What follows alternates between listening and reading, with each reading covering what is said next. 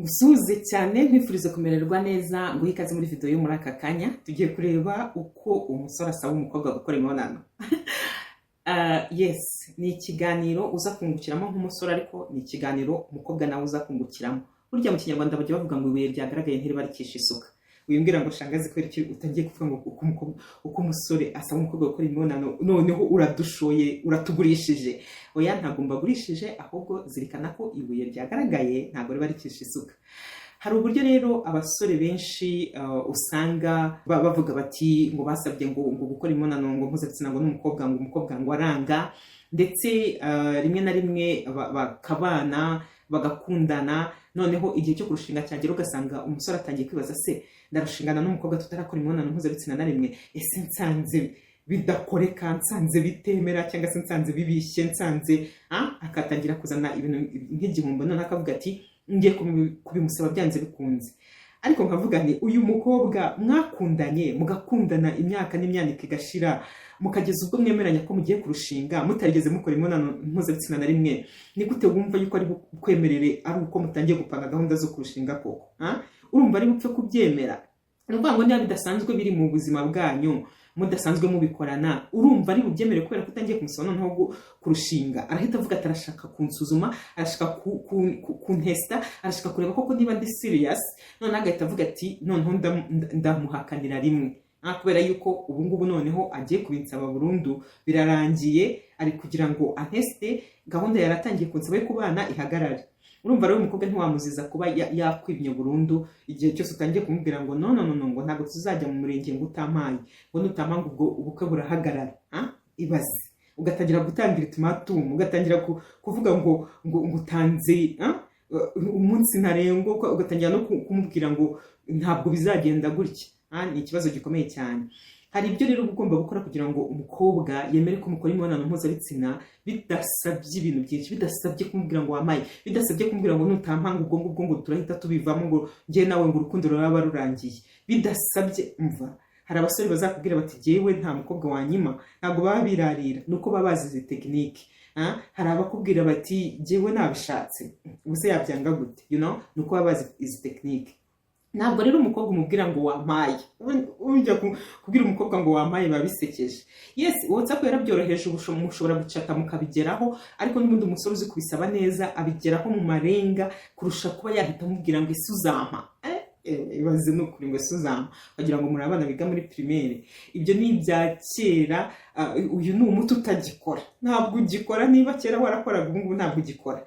Gusa umukobwa neza bisaba kubikora utabivuze, bisaba kubikora utabivuze, ariko ugiye kumbaza uti gute se? Wowe ubizi uko bikorwa, nyine urabitekereza nyine uburyo bikora ugaseka, ariko wowe utabizi uko bikorwa urimo uribaza uti gute? Zirikana ko rero abakobwa bagira santima, ibyiyumvo byinshi cyane, kandi izo santima zabo zikaba zitinda kuza. Nubwo zitinda kuza, iyo zije ziza ari nyinshi cyane, kandi iyo zije ari nyinshi cyane hari ukuntu zibatwara zikarenza, ku buryo ubwonko bwabo bugeraho bugata imbaraga, equilibre, bugatangira gutegeka umubiri gukora ibyo butakagombye kuba bubwira gukora. Ubwo rero no kuvuga ngo ubundi igisubizo ubwo nsa naho nakiguhaye, ubundi wakagombye gukora ku buryo ushyira umukobwa muri iyo mimerere ituma kuguha bihita byizana, bitaba ibintu byinshi cyane. Ubwo rero icya mbere ni uko umujyana ahantu hakwiriye.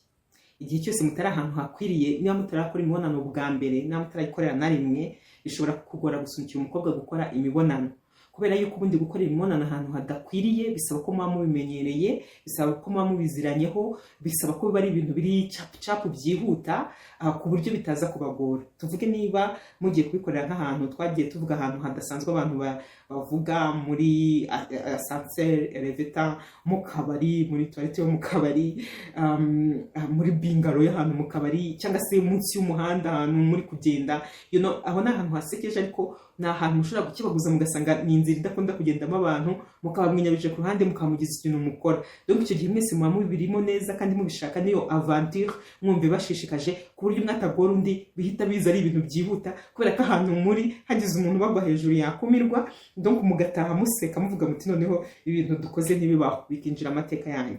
Rero nibyo nakubwiraga ngo iyo ari umuntu ushaka ko guha bwa mbere ntabwo umufatirana bene aho ngaho, kereka gusa iyo nabwo circonstances zamaze kwikora. Tuvuge niba muri nko mu kabyiniro mwabyinanye mwahuje, noneho igihe kikagera, cyamara kugera mwakunyabye ahantu gatoya bikaba birarangiye kandi ari ubwa mbere mwari mubonanye. Ariko akenshi kugira ngo ibingibi bikunde nuko aba ari umuntu mushobora kuba muhuriye bwa mbere mutanaziranye, kurusha wa wundi ushaka gutereta cyangwa se umaze iminsi waratangiye gutereta muri mu rukundo. Yes, uyu nguyu rero umaze iminsi uri gutereta muri mu rukundo, umujyana ahantu hakwiriye. Ubwo nakubwira ibisobanuro by'ahantu hadakwiriye. Hanyuma icya kabiri, wamugezaho ahantu hakwiriye ukamwitaho bikwiriye. My dear, iga gutanga keya, igakwegera umuntu, kumukoraho buhoro buhoro, utamukora hadakwiriye, ahubwo gake gake, kumuganiriza umureba mu maso, ibuka yuko ari intwari ikomeye kumureba cyane, time yawe yose ukayimushyiraho, utuganiro tuza kumusetsa, ukajya unyuzamo ukamukoraho gake gake, ariko mu buryo buri sexy ya butaza kumuderanja, kandi ukora ku buryo ubona ko buri geste yose uri kumukorera iri kumukora ahantu, akora ku buryo aza gusesura umeze. Ukora rero ku buryo, icyo ni cya gatatu, uko gukora ku buryo atwarwa akarenza, cyane cyane ko muba mumaze iminsi mutangiye gukundana, urimo kumubona ubona ibintu bishobora kumutwara, ni ikintu cy'ingenzi cyane. Muri ahantu hakwiriye, wamwitayeho bikwiriye, wibuka kumureba mu maso cyane, hanyuma ukora ku buryo atwarwa ararenza. Iyo bimaze kugenda gutyo, utangira gukora izo geste ziganisha kwerekeza ku mibonano hatagiyemo imbaraga.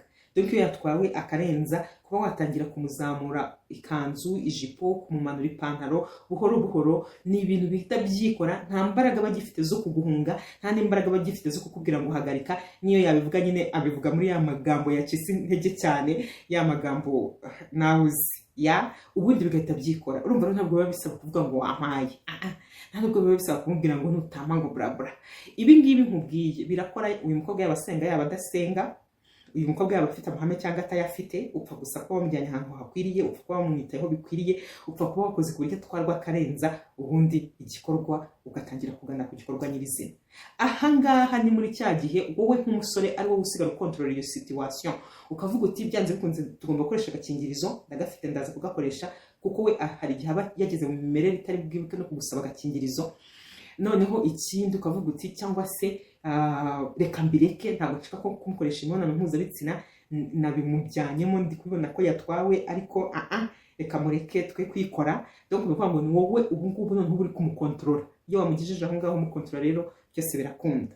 Bityo rero umukobwa, nahoze nkubwira ngo ibuye ryagaragaye ntabwo riba rikisha isuka. Witekereza ko udashobora gukora imibonano gusa, ngo bizirikane ngo ngo no ngo ngiye ngo sinshobora gukora imibonano mpuzabitsina, ngo nzayikora ariko narushinze, ngo ngende umukristo, ngo gukora imibonano mpuzabitsina ni icyaha, ngo ntabwo nayikora.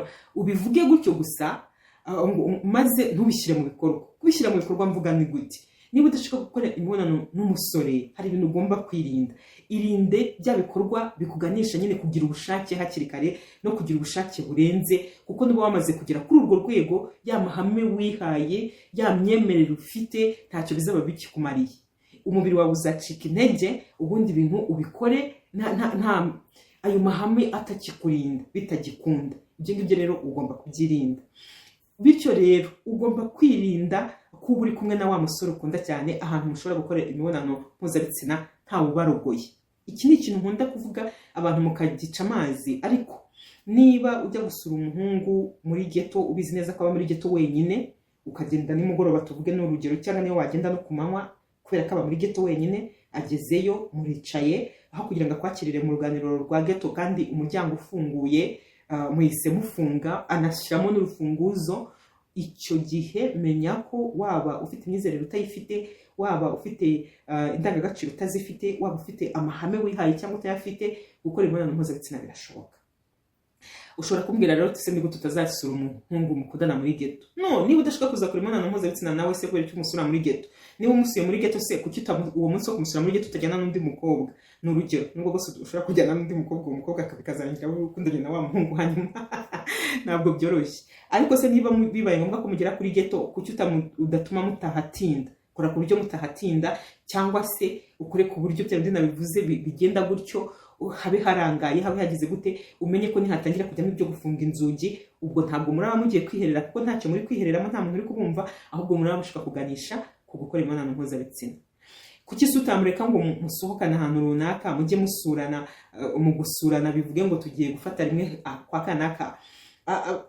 Twebwe ikibazo nuko dukunda guteka, kwakira abashyitsi mu rugo. Hari ibindi bihugu usanga bo baramenyereye ko umushyitsi bamwakirira mu kabari, muri bar, muri resitora, akaba ariho muganirira bikarangira, cyangwa mugatembera ahantu runaka bikarangira, mukamenya ngo mwahuje urugwiro, mwaganiriye, mwishimye.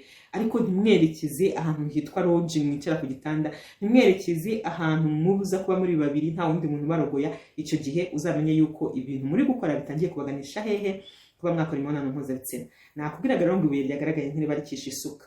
Niba wowe utagira ubwo bushake bukaze bushobora kugusunikira gukora imibonano mpuzabitsina, kandi wari uzi yuko wifashe, icyo gihe ni ikibazo waba wifitiye mu mubiri gisanzwe, cyangwa se mu buryo bw'imitekerereze n'ubundi. Ariko abakobwa benshi, percentage nini, ijanisha rinini n'abagore nabo ngabo, iyo yageze muri iyo mimerere byanze bikunze ashobora gukora imibonano mpuzabitsina.